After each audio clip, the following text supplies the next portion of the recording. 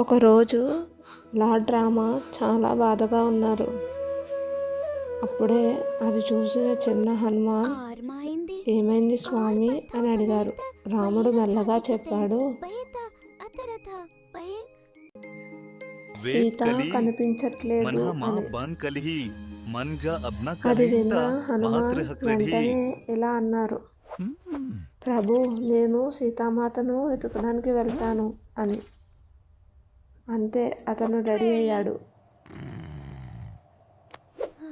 1 2 3 boom! Hanuman ఆకాశంలోనికి ఎగిరిపోయాడు.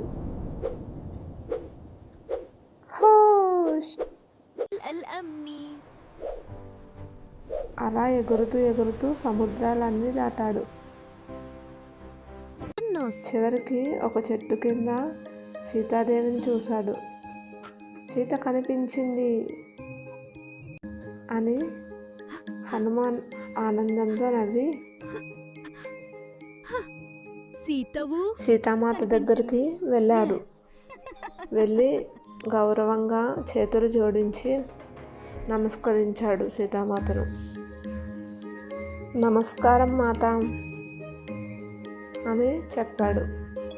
మరి తర్వాత హనుమాన్ ఏం చేశాడో తెలుసా? నెక్స్ట్ ఎపిసోడ్లో చూద్దాం.